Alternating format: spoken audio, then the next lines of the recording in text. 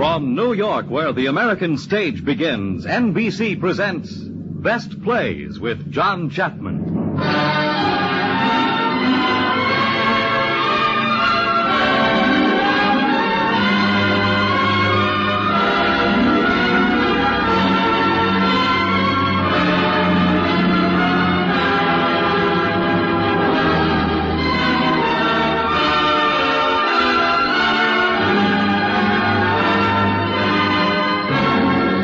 Best Plays, a series of hour-length dramas based on the famous theatrical books begun by the late Burns Mantle, now edited by the distinguished drama critic of the New York Daily News, John Chapman.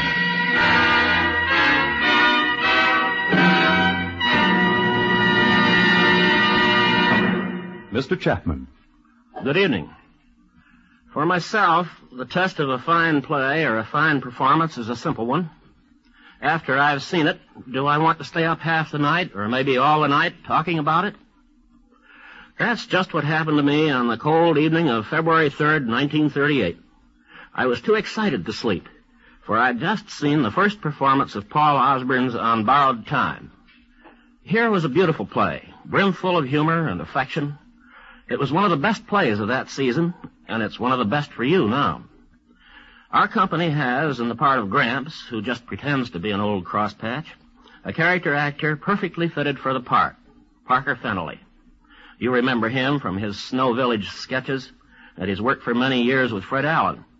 In the part of Miss Nellie, his wife, we have one of the most gifted actresses of the theater, Mildred Natwick. If you saw her, you will remember her as the spinster secretary in Shaw's Candida, and as the slightly crazy fortune-teller in Blythe's Spirit. In the important part of the little boy is David Anderson, who is a veteran actor in spite of his extreme youth.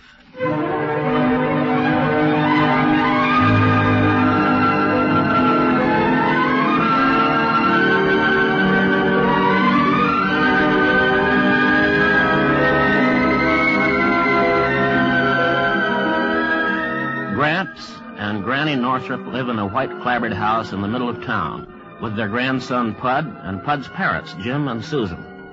Just now, Jim is out on a call. He's a doctor. And Susan has gone along. Gramps relaxes on the porch, shaded by an ancient apple tree. Gramps! Gramps! Huh? Look! What is it, boy? Look what I found out and back by the garbage shed. Well, Keezer's ghost. If that don't look just like a bone. It is a bone. Is it a human bone, Gramps? Might be, boy. It looks pretty human to me, Gramps. We'll ask your dad when he gets home. He's a doctor, and they know about these things. We'll keep it as a specimen, okay, Gramps? Put it in the window box with the other things. All right, boy.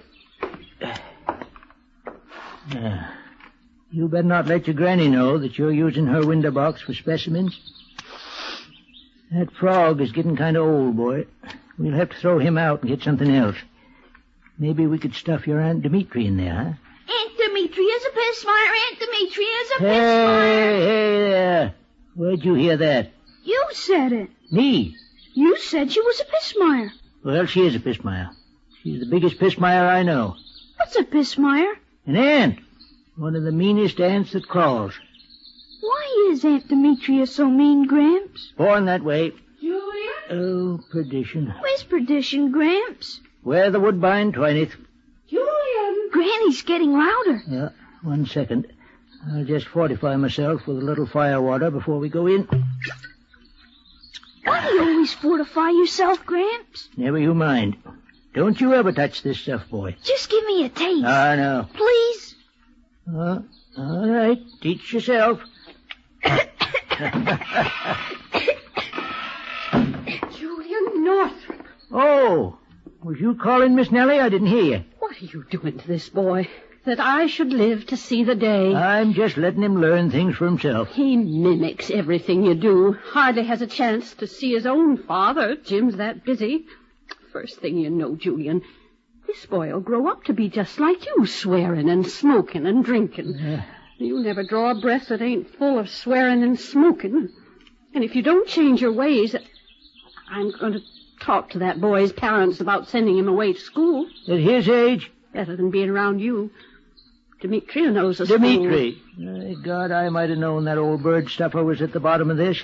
Demetria Riffle is a fine Christian woman. She's a bird stuffer. She may have her faults, but... Julian, what's a bird stuffer? Nothing. Just a bird stuffer. But it must mean something. Now look, Miss Nellie. Adam saw a dog, and it looked like a dog, and he called it a dog. I saw Demi. She looked like a bird stuffer, so she is a bird stuffer. What's the matter, Nellie? Who's that man? What man? Out there by the fence gate. Oh. Tall man, black coat. I don't know, some salesman, maybe. I don't like his looks. Now, Miss Nellie, don't go... Taking a chill all of a sudden. Pud? Pud? Yes, Granny? You come inside the house with me for a spell. Hey, Granny, I'm digging up an old worm. You come inside with me, Pud, now. Julian, you come too. No, I think I'll set out here a spell. I feel kind of drowsy all at once. Well, suit yourself. Come along, Pud.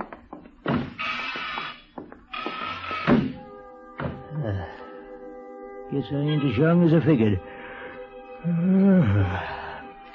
Mr. Julian Northrop. Huh? You shouldn't come up on a fellow like that. You give my heart a real twitch there. You are Julian Northrop. I am? Who are you? What do you want? I request that you come with me. You do, huh? Where would that be? Where the woodbine twineth. Where the Say, I said that. I just made that up out of my head a little while ago. Who the old Harry are you? You may call me Mr. Brink. Ready to come along now? Now, you look here, Mr. Brink. I don't like you.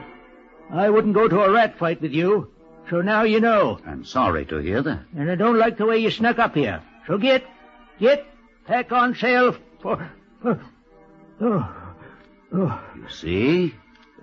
Your heart is failing. It's time for you to come with me. No, tain't. I ain't going nowheres. Now you get the blazes out of here. You get off my son's property. Julian? Get now. Julian, who are you shouting at? At that fellow in the black coat, Well, I'll be doggone. Where is he? He's gone. What did he want? I don't rightly know, Miss Nellie. Gramps, who was that man? Oh, you see him, did you, son? Sure, who was he? He wanted me to go with him. Say, you suppose he... Now, who do you suppose that is? Better answer it. Sounds like somebody told the operator to really keep at it.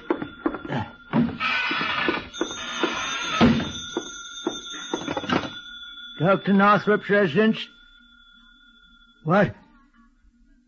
Well, it can't be. Well, there was just... Yes. Bring them both home. Who was it, Julian? Why? What is it? Julian, what is it? Nellie, it's Jim and Susan. What about them? They was both killed in an auto crash. Gramps! Hey, Gramps, I just found a new kind of stone, Gramps! Come on out and play!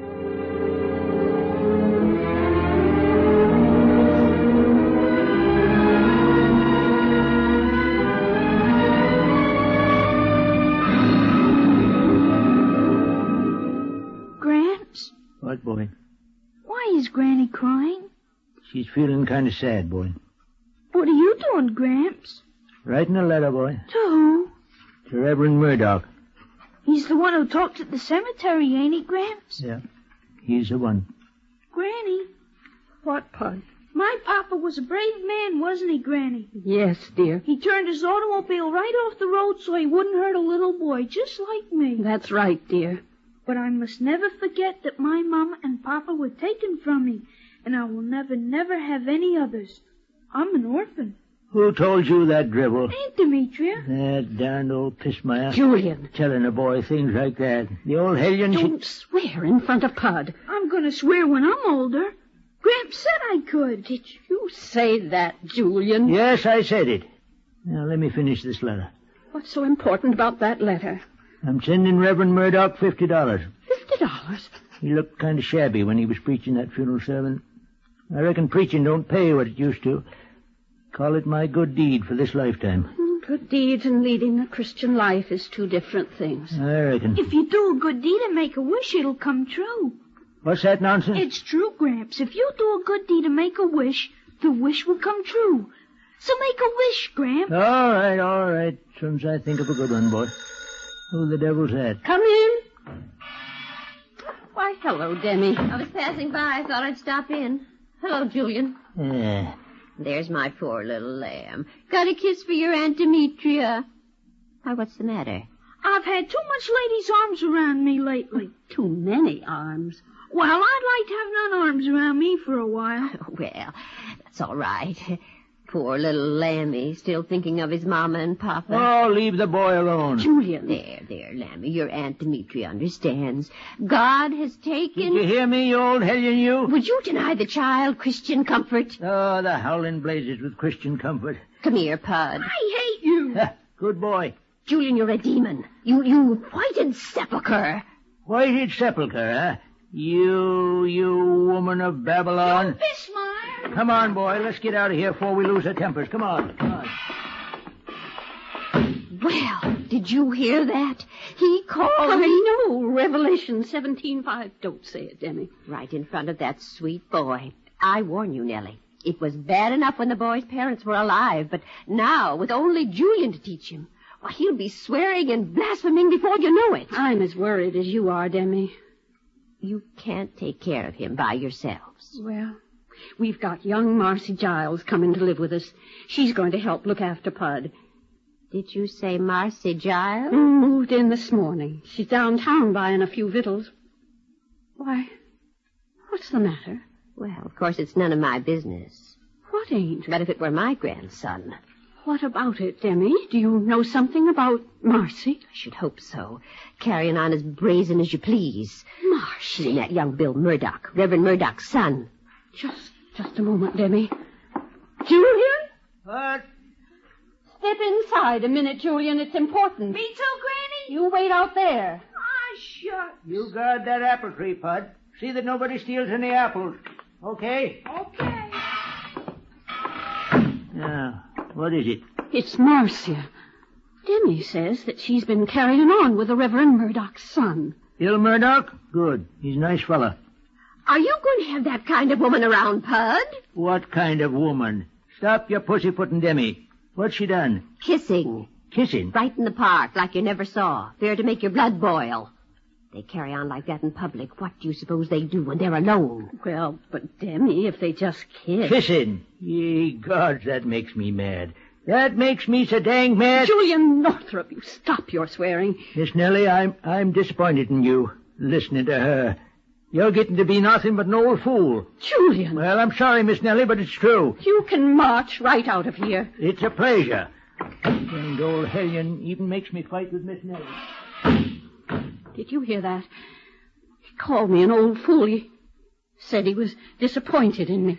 Oh, I don't see how you stand for it, Nellie. I don't. It just isn't any place to bring up a young boy. Always swearing and smoking that smelly old pipe. I wouldn't be surprised if the Lord took Jim and Susan just as a punishment to him. Oh, well, he don't mean all them things, Demi. He's just a rough-spoken man. Never setting foot inside a Christian church. Well, it ain't that he sneers at religion, Demi. He just don't have no interest. Well, it's no place for a boy of Pud's age. I suppose you're right. Sometimes I wonder if maybe you shouldn't bring him up. Me? After all, he's your own sister's child. Julian and me ain't getting any younger. Matter of fact, Demi, I ain't told a soul, but I've been feeling right peaked lately. I'm sorry to hear that. And Pud is your own sister's child. I've often thought of it, Nellie, but I couldn't afford to give Pud the things he needs. Unless Jim left a will or something. Did he, Nellie? He did, Demi. Well, think of that. And how much, is the little lammy taken care of? Jim left $15,000. $15,000?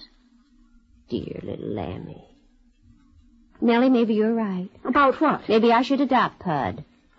adopt him. I could take his things over with me now, and in the morning I'll go down to Mr. Pilbeam's and have the papers drawn up for you to sign. Now, just a minute, Demi. I don't want you putting words in my mouth. Well, you said yourself. I just meant maybe he could live with you and visit over here every Well, day. if you want him exposed to all this blasphemy. I don't know, Demi. I just plumb don't know, and I'm too tuckered out to think about it. Maybe if I just put my head back and think for a moment. Very well, Nellie. You make up your own mind. Just remember that the boy is being spoiled. I'll be by in the morning. Goodbye, Demi. Goodbye, Nellie. You get some rest. You don't look very well.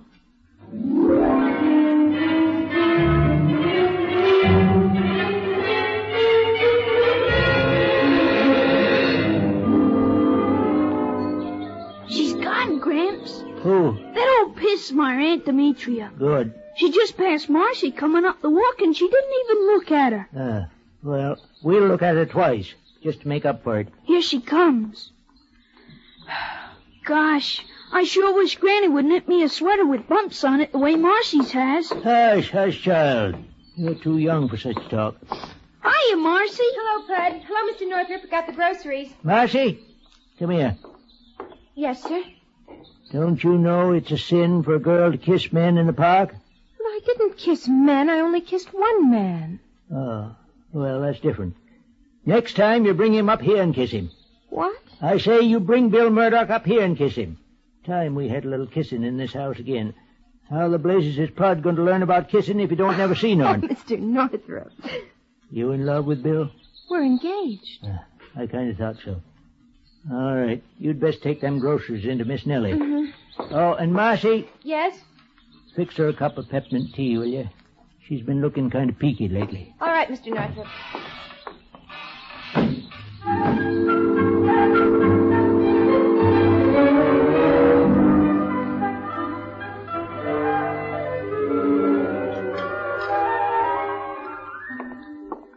Here's your tea, Mrs. Northrop.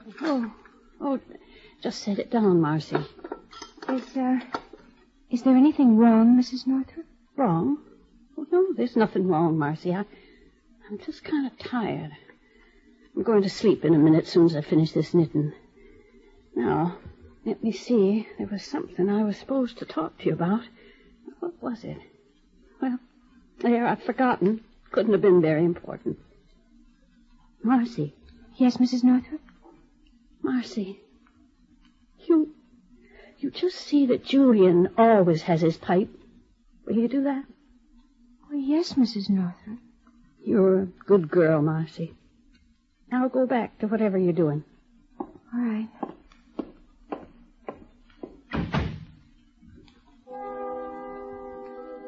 Don't you think you have done enough?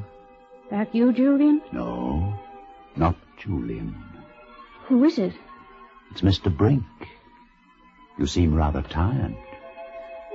I am kind of tired, Mr. Brink. I thought so. Well, you're to come with me now. Come with you? See here. What call have you to come button in here? I usually come to bedrooms. It's much more comfortable. What is? To come with me. Why should anyone go with you? It's customary. Oh, well, you might as well sit down and wait, because you needn't think I'll stir until I've finished this knitting I'm working on. I'm narrowing off at the top now. Yes, I know you are. What do you know about knitting? I don't mean the mitten, I mean you. What a fool thing to say. Don't you know a lady from a mitten? Yes, I know a lady from a mitten. I know many things. I'll wager I could show you a thing or two about knitting. No doubt. Are you ready now? Wait. Just a minute. I'm almost finished. There. That's got it. Don't that red stripe look well with the gray? Excellent, my dear. Excellent. Now we must go.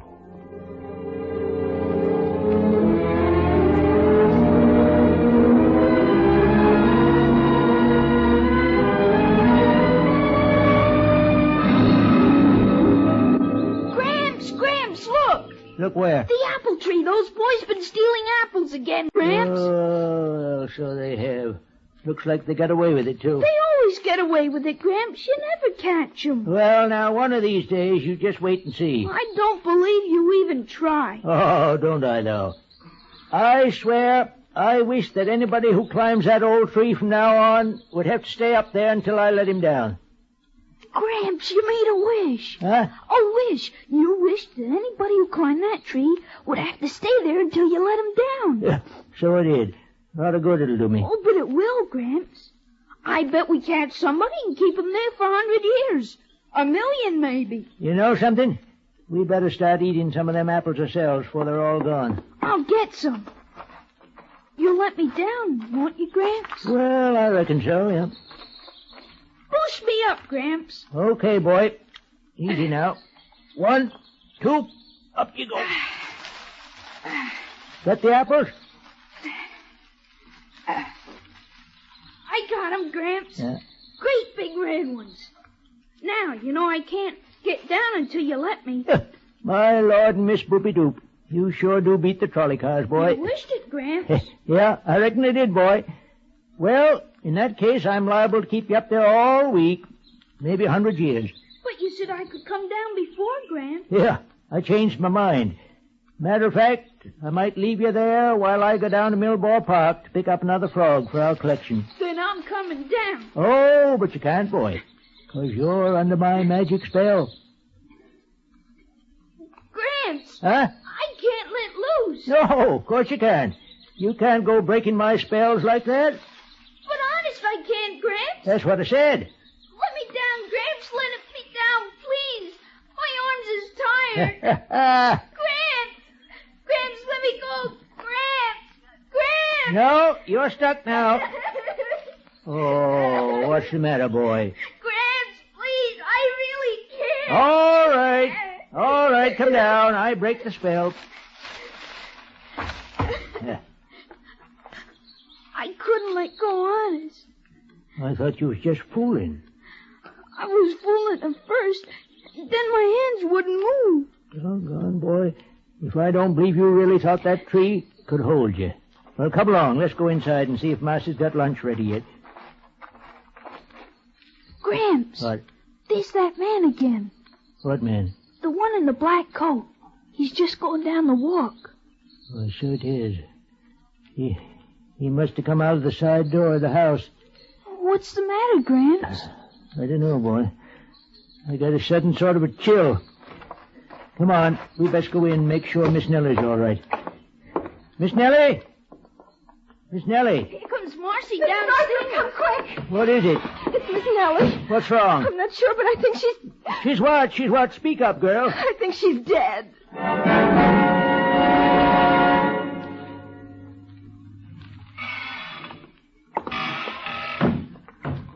Mr. Northrup. Mr. Northrup. Oh, hello there, Marcy. I must have dozed off. Ain't that remarkable, Marcy? For a minute, I dreamed 'twas last week. And Miss Nellie was alive. And Jim and Susan. Supper's nearly ready. Where's the boy? He's playing out in back. Miss Riffle was over, so I sent him out. What's she want? She was just asking about your health. She's been here every day since the funeral. That old hellion. Just waiting for me to die, huh? If you don't take care of yourself, you will. You haven't eaten enough for a bird, and you've got to keep your strength up. All right, Marcy. I'll be in directly.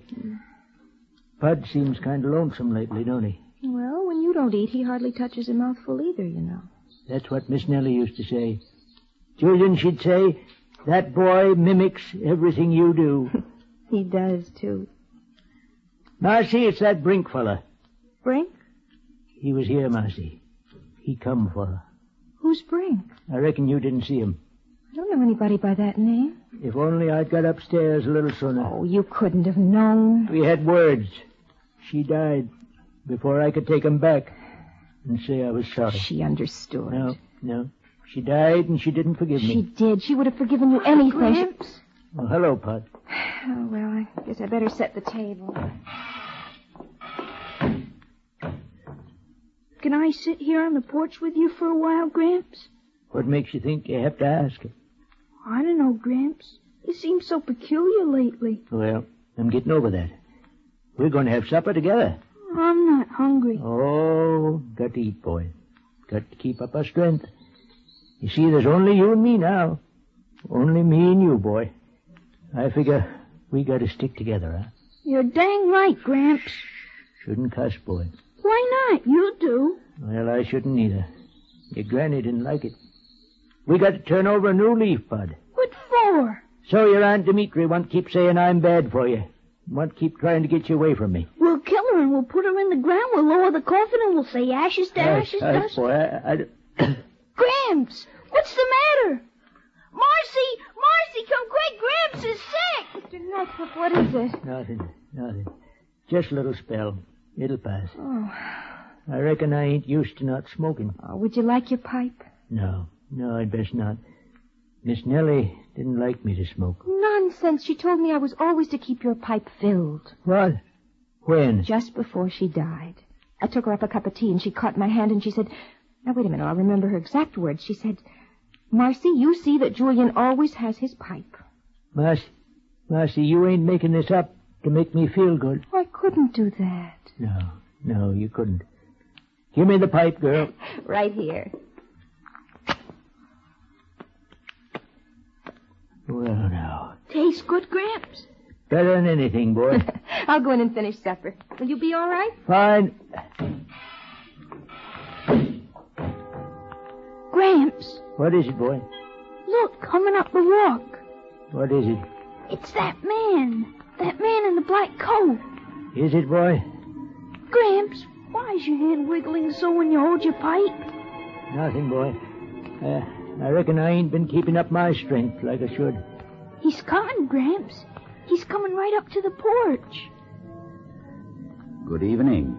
Well, what do you want? You. Can't I ever sit and smoke without you butting in? I thought perhaps you might like to come with me now. Now, look-a-here, Mr. Brink. I ain't going with you at all. I'm going to stay right here with this young fella. You're about as welcome as a fly on a currant bun. So pack up and get, you understand? Your similitudes are a bit earthy, but your meaning is clear. My similitudes. You hear that, Pud? Fancy talk. He sure talks funny, doesn't he, Gramps? Now go on. Get off of my property. Must you be so difficult, Mr. Northrop? Your wife was so charming to me when I came for her last week. Miss Nellie, is she well? Sorry, I can't tell you that. Only that she has changed. Miss Nellie changed? That's what you think. My dear man, let's not argue. Come along now. This time you can't fight me away. Gramps, don't go and leave me. Looks like I have to, boy. No, Gramps, Yep. no. Mr. Brink, before I go, I wonder, could I taste one last apple from this tree? I planted it when I was a boy, you know. Well, it isn't done, but I suppose. Thank you kindly. You wouldn't reach up there and get it for me, would you? Well, I suppose I could do that. Just step up on that low branch there. That's it. Now, I see just the one I want. This one? No, climb up just a bit higher. Here? Little higher. Gramps. Hush, boy. Little higher now. That's fine. This one? No. Matter of fact, Mr. Brink, I don't want none of them. I got you up in that tree, and you're going to stay there till I say you can come down. Hey, here, why, this is ridiculous. Is it? You try getting down. Pray, boy, pray it works. I can get down any time.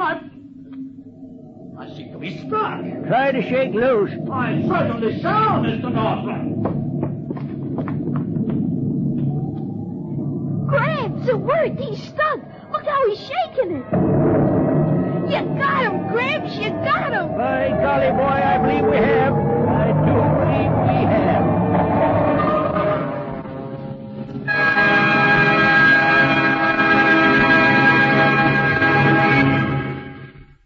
In a moment, we will continue with Act Two of the Best Plays production of On Borrowed Time, starring Parker Fennelly and Mildred Natwick. This is NBC, the national broadcasting company.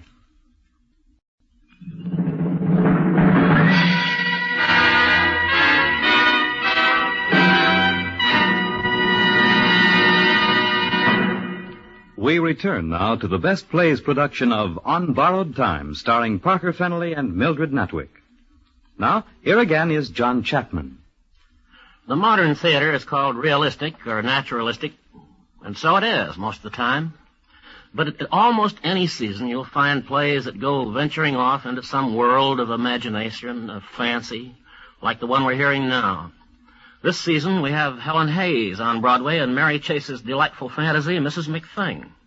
In 1938, we were specially lucky, for there was a stirring mixture of fact and fancy on the stage. There was such hard realism as Of Mice and Men and Golden Boy.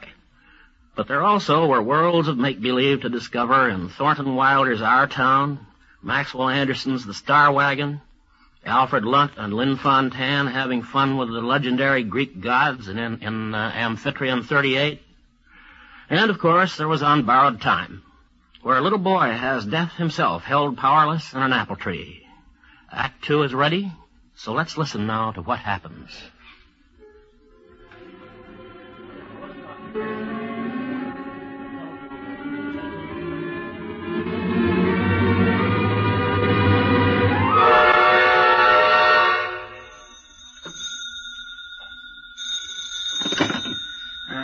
Dr. Evans. Doctor, this is Demetria Riffle. Oh, yes? I hope I didn't disturb your sleep. No, I usually sit awake all night waiting for calls, especially now around 1 in the morning. I need your help, Doctor. Is something wrong? It's Julian. Oh, heart? No. What is it? Doctor, what would you say if I told you that Julian Northrup is out in his front yard right now building a fence around his apple tree? At 1 in the morning? Right now. I'd say he'd gone completely crazy. Well, he's out there. Good Lord. And what does he say? He says he has a man in the tree, a man named Mr. Brink. Who's Brink? Julian says he goes around taking people away with him when it's time for them to die. Holy smokes. Are you sure he said that? Not only that, Doctor, but he says that touching the tree is the only way anybody can die. There is no more death in the world until Julian lets Mr. Brink out of the tree. Now, look here, Demi. Do you think Julian really believes this, or was he just spoofing you? Oh, I think it's pretty plain what's happened, Doctor. All this death in the family's touched him. He's an old man, and his mind suddenly snapped. I find it hard to believe. I called you so you'd come over and take a look for yourself. Huh?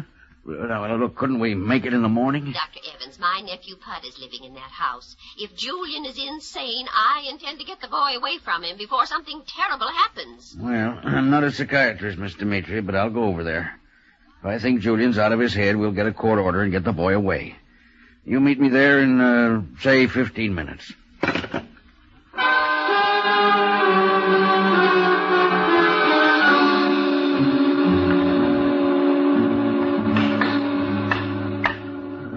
Grasshopper sat on a railroad track, singing Polly Wolly Doodle all the day, picking his teeth with a carpet tack, singing Polly Wolly Doodle all the day. Yeah. Mr. Brink? Yes? Just making sure you're still up there. Oh, I'm still here, Northrop. Fine. I don't know what you had to go making yourself invisible for. I think it's better that way. When the time comes, the right folks will be able to see me. Don't worry. Time ain't coming till I decide. I can wait. Glad to hear it. Julian? What the devil is that old fusspot doing here this time of night? Julian, I brought Dr. Evans. I told you not to tell anybody. Oh, it's all right, Northrop. I was interested, that's all. Demetria tells me you've actually got somebody sitting up in that tree. Only we can't see him. That's right. And nobody in the world can die anymore. Not unless they touch that tree, no. Are you serious about this? Would I be building a fence at 1 in the morning if I wasn't serious? What makes you think a person will die if he touches that tree? Because I see 2 stray cats and a dog touch it already tonight, and all 3 of them are stone dead. I see. And you can talk to this Brink fella? I can. Would you? What for? Well, I thought perhaps if you talked to him, you'd find out he wasn't there. You don't believe me, eh? All right, by golly, I'll show you. Mr. Brink? Sir? See, he calls me sir. There, he thinks someone is answering. Humor him. Talk some more. I hope you ain't mad at me, Mr. Brink. I think I may be allowed some slight irritation. Well, now, I had good reason for putting you up there. You see this old bag here? Her name is Demetria Riffle. Did you hear that? Quiet. You got her on your schedule yet? Riffle? Yeah. No such name has come to my attention as yet. Well, it better, Mr. Brink. Because I'm going to keep you up there till it comes time for you to exterminate her. My dear man, that may be a long time. Well, that's how it's going to be. I ain't letting you down until there ain't no chance of her getting her hands on my little grandson. Very well, Mr. Northrop, but I think you'll regret it. I'll take my chances. Well, Doc, you satisfied now? Yes. I'm satisfied that there's no one up there. You mean you didn't hear him? You were talking to yourself. And just to prove it to you, I'm going to pick an apple off that tree and eat it. But you darn fool, after all I've been telling you has happened already. I insist, Northrop. Now look out. Doc, you make one move to touch that tree, and so help me, I'll brain you with this hammer. Julian! I mean it. Doctor, look out! All right, Northrop, all right. Now calm down. I just wanted to make sure you weren't joking. Well, now you know I ain't. Yes, now I know. Well, we'd better be getting along, Mr. Mitri. I'll be by in the morning, Northrop. Anytime you please. Good night. Good night. Oh, don't worry about any patients dying for a while yet. Well, Mr. Brink? Well, Mr. Northrop, Fence is all finished now. I'll see you in the morning. in the morning. Don't go away. I won't.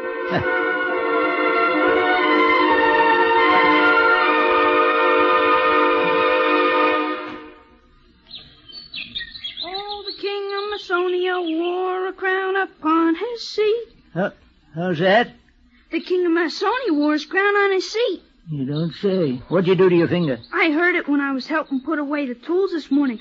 But Marcy put a heap of tape on it, so I guess it's okay. A heap of tape. I guess you mean adhesive tape, huh? A heap of tape. Gramps, Yes, boy. is he still up there? Mr. Brink, I mean. Still up there. Gosh. Northrop, Yeah, what is it, Marcy? a couple of gentlemen inside to see you.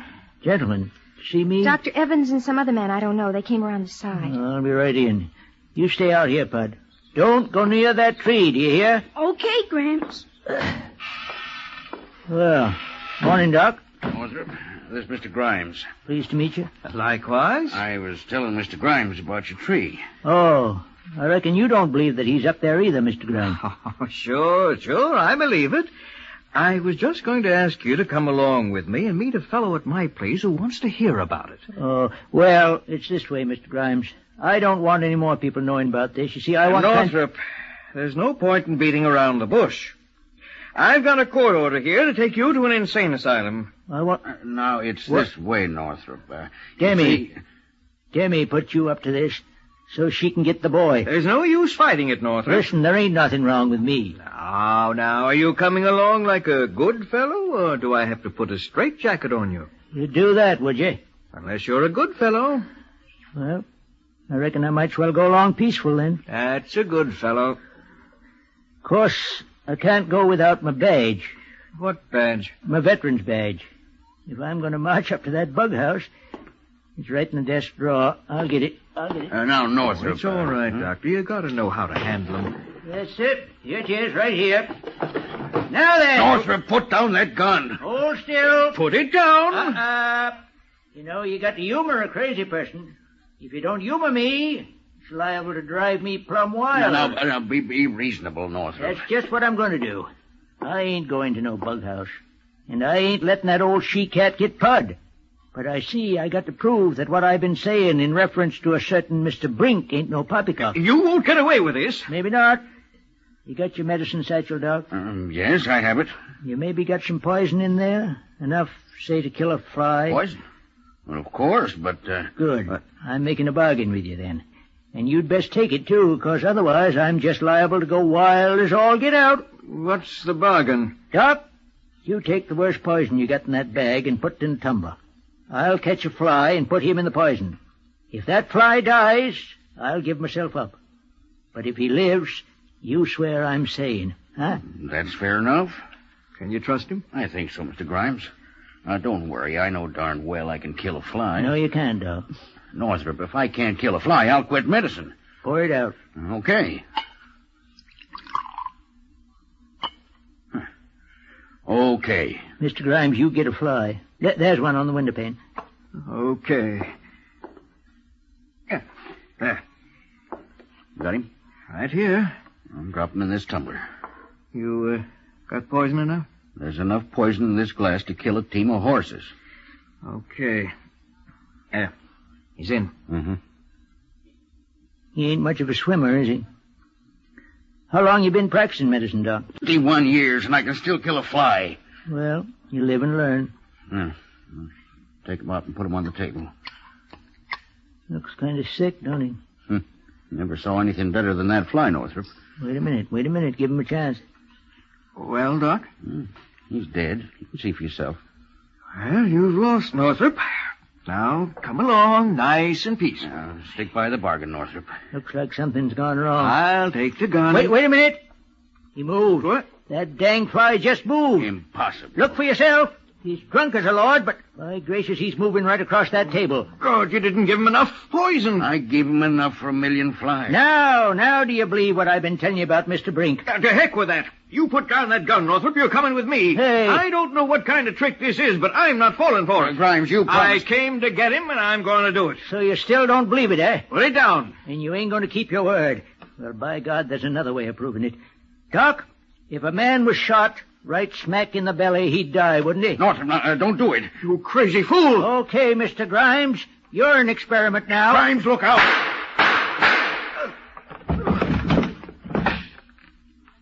Oh, you crazy fool. You've killed him. He'll be dead in an hour. I don't think so, Doc. But I sure hope Mr. Brink stays up there. Because if he comes down now, I'm in one terrible fix.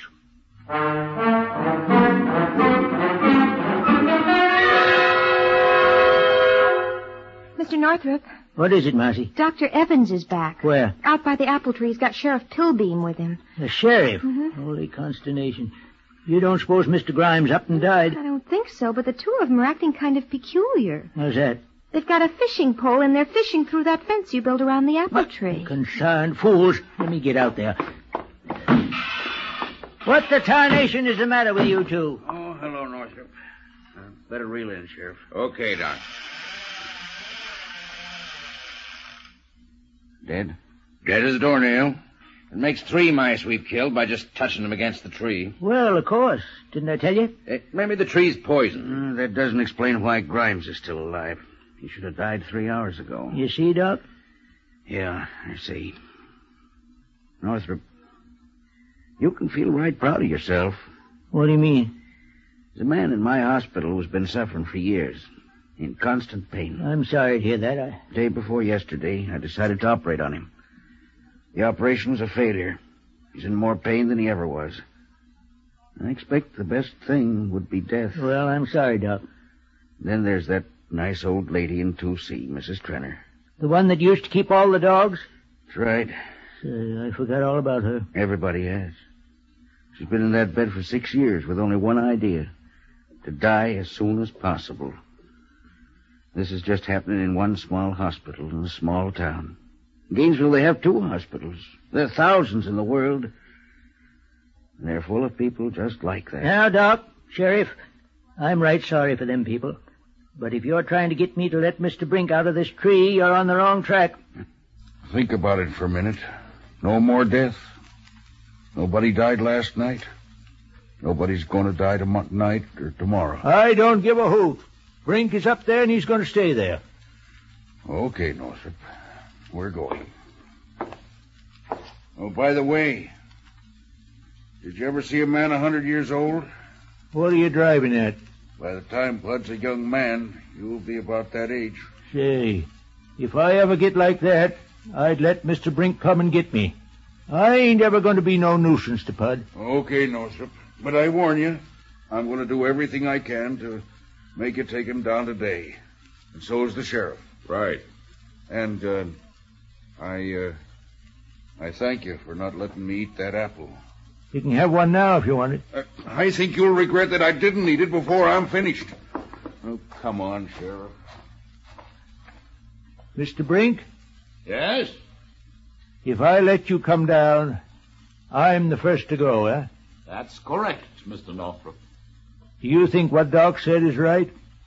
You think I might become a nuisance to Pud? I think so, my good man. Yeah. Here comes Casey, bingity bing. Ow, look out, I'm an express train. Choo, choo. Out of my way, Gramps. Here comes Casey Jones. Hey there, watch out. Boom. Help. I got you. Now, Now, I ain't going to let you go till I get a hug. Okay, Gramps.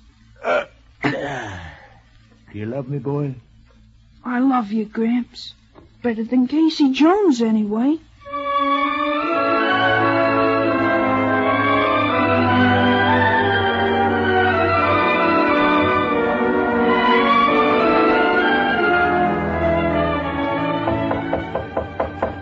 See who that is, Marcy. Well? It's Miss Demetria. The sheriff and Dr. Evans are with her. I'll see him outside. I don't want that woman inside my house. Well. What brings this delegation? I'm here because Dr. Evans asked me to come, Julian. Northrop, the sheriff here has a paper on you. What kind of paper? Read it, Sheriff. Skip the hogwash. Read the important part. Whereas Dr. James Evans, having testified that Julian Northrop is incapable of managing himself or his property, it is the order of this court that he be committed to the Gainesville Institution for the Insane. What? According to the laws of this state. And it is further ordered that custody of the child, John Guilford Northrop, known as Pud, be awarded to his aunt, Demetria Ripple. So, that's your game. That's my game, Northrop. I warned you. I'll be good to the boy while you're in the asylum, Julian. Come along, Northrop. Pretty smart, ain't you, Doc? You figure I'll let Mr. Brink down before I'd go to the asylum. That's what I figured.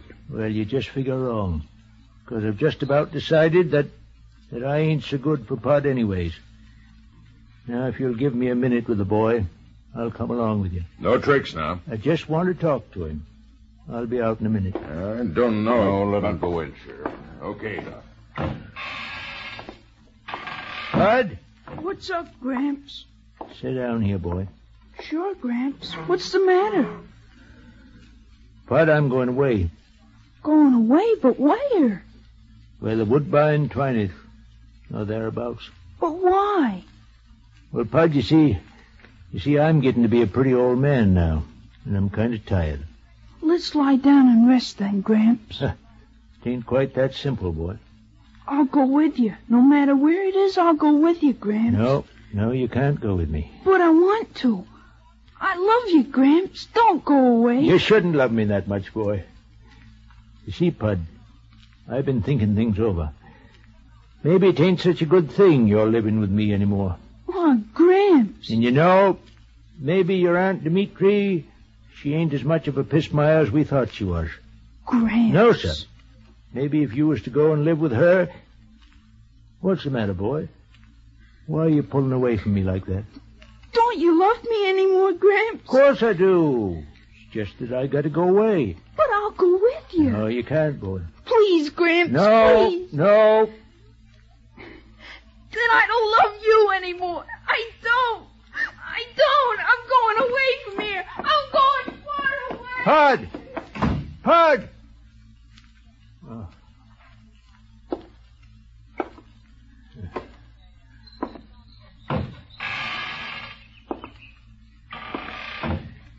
Ready, Northrop? In a minute. Demi? Yes, Julian? Demi, honest to God, will you be good to Pud? I'll be good to him, Julian. Will you see he gets some fun out of life? I will. Will you not keep hugging him all the time like you do? I'll be good to Pud, Julian. You don't have to worry. I have wonderful plans for him. Such as what? Well, I'm going to start right in getting him ready for next year's term. How do you mean getting him ready? I'll start teaching him the work, so when he starts his new grade, he'll be ahead of the others. Ain't you going to let him play any? Of course he'll have his play period, but now he'll have education, too. I'll begin to form his mind. His mind is forming all right as 'tis. He needs to learn to behave nicely. I'll teach him to say no, sir, and yes, sir, to curtsy when old... Curtsy? By the time Miss Ramsdell's school Miss opens... That's a girls' school. Not anymore. They're going to have 3 little boys next year. Oh, you're going to make that boy into a sissy. By God, you still are a pissmire. Don't try anything, Northrop. You're still coming with me. You think so, Sheriff? I know so. Mr. Brink! Who's he talking to? This may be what we're waiting for. Let him talk. Well, Mr. Brink, kind of looks like the time has come. Yes, the time has come now. I expect you're ready. As soon as you say the word. I hope you won't hold it against me. The only reason I kept you there was to keep Demi from getting the boy. I've taken that into consideration. I was going to let you down just as soon as you had word to take her. I know, but there's been no call for her yet. Probably won't be for years. What's that? You say you were supposed to take Dimitri an hour ago? Good heavens. No, I said I probably won't take her for years. Oh, my God, Mr. Brink, why didn't you say so? But I'm not supposed to take her. Northrop, did he really say he was taking Demi? Yes, says he was supposed to take Demi an hour ago. Oh, no, it can't be. This changes everything. Doctor, it isn't really so, is it? I'm afraid he's really got death up that tree, Miss Demetria. If your time has come... But he can't. Northrop. By the way, Mr. Brink, after you take Demi, I wonder if you could just slip the sheriff in for good measure. Hey! The old stiff is trying to take me to the nut house. Northrop, this is practically murder. Mr. Northrop, if you please. Mr. Brink's talking to me again.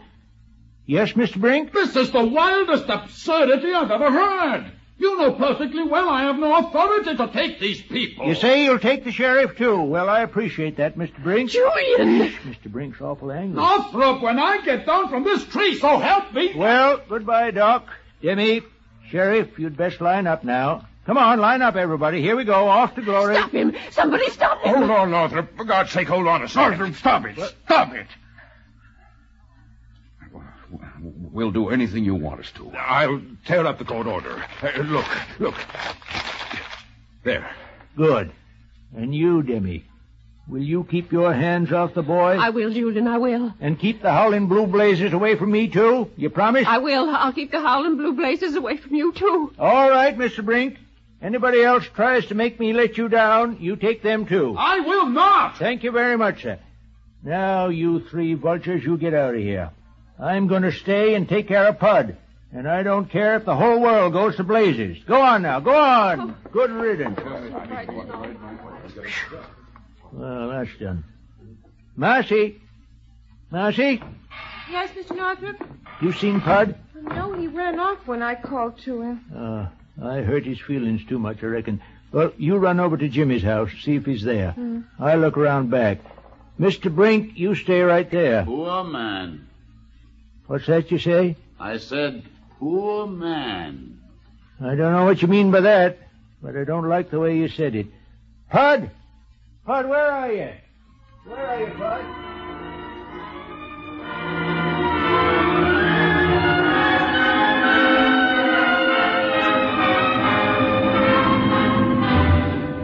Well, hello there, Pud. Oh, Mr. Brink, Your Gramps and Marcy are looking for you.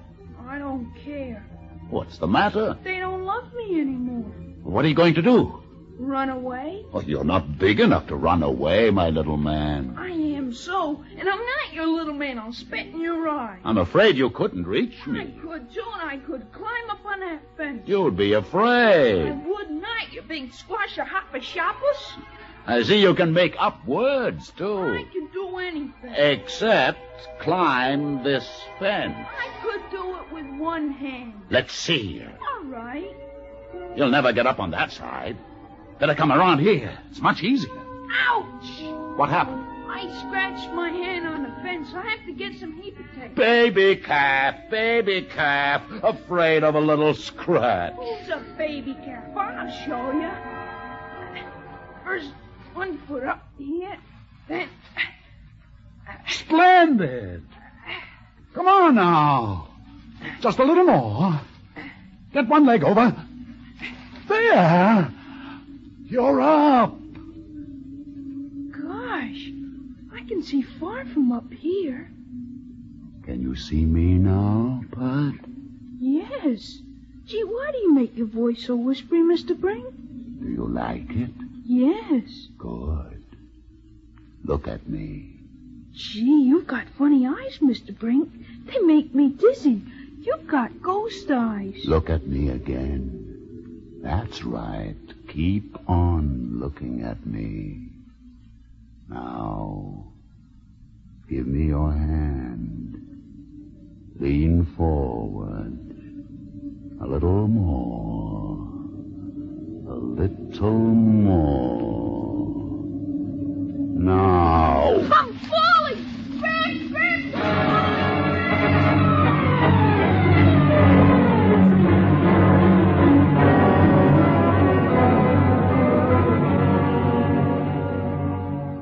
Gramps, Right here, boy. I got you in my arms. Where am I, Gramps? On the porch, near the tree. I fell. I know. It hurts, Gramps. I want a heap of tape, Gramps. My back hurts terrible. Hush, boy. Don't try to talk. Mr. Brink? Yes? Pod's in terrible pain. I think his back's broke. Why did you let him do it, Mr. Brink? Why? My dear man, I didn't mean to hurt the boy. I just meant to take him. It was the only way. He slipped before I could touch it. Couldn't you have found some other way? The boy was my only hope of getting down. You see, I want you to understand what it means to you and your world to deny me. Already they are beginning to feel the bewilderment, the pain, the sorrow. It gets worse every hour. I guess I tried to bite off more than I could chew. Much more. Gramps, my back. Did he, boy? Mr. Brink? Yes? Would you come down, please, and take us both? Gladly. Gramps, a heap of tape. My back hurts terrible. Just a minute now, boy. Just a minute.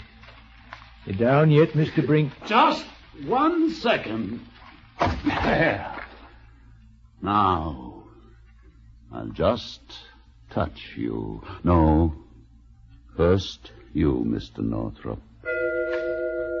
Say, Pod feels light as a feather now. Now, Pod. Hello, Mr. Brink. Hello, Pod. Are we dead at Gramps? Must be. I feel like a 2-year-old. How do you feel? I feel like a 2-year-old too, Gramps. Mr. Brink, why didn't you tell me it was going to be like this? My dear man, I've been trying to tell you how pleasant it is, but you wouldn't listen. Come along, both of you. Where are we going, Gramps? Yeah. My golly, where are we going, Mr. Brink? You'll find out. How long will we be there? For eternity. How long is eternity, Gramps? Right smart piece of time, boy. Anyway, we'll be together, won't we, Gramps? You're dang right we will. Julian? Julian Northrop? Do you have to use such language in front of the boy? Miss Nellie.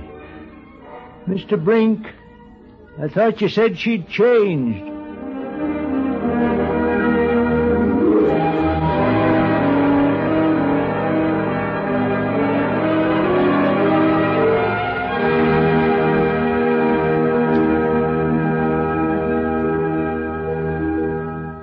You have just heard the Best Plays production of On Borrowed Time by Paul Osborn, starring Parker Fennelly and Mildred Natwick. And here is your host, drama critic John Chapman, with a closing word. Wherever they are now, Gramps and Little Pod are not deaded. Nor will they be, so long as there is a theater somewhere. It was a privilege to bring you this best play by Paul Osborn.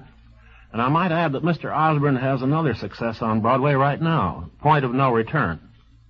Next Sunday, for a change of pace in this series, we'll bring you what I consider the best thriller of the modern American theater, Patrick Hamilton's Angel Street. The company will include the stars who played in the Broadway production, Vincent Price, Judith Evelyn, and Melville Cooper, with Elizabeth Eustace and Marjorie Maud. This is Chapman saying goodbye until then. On Borrowed Time by Paul Osborn was adapted for radio by George Leffert. Supporting Parker Fennelly and Mildred Natwick were David Anderson as Pud, Agnes Young as Demetria, Peter Capell as Mr. Brink, Terry Keane as Marcy, Louis Van Rooten as Dr. Evans, Carl Weber as the Sheriff, and Bill Griffiths as Grimes. Ed King directed. This is NBC, the National Broadcasting Company.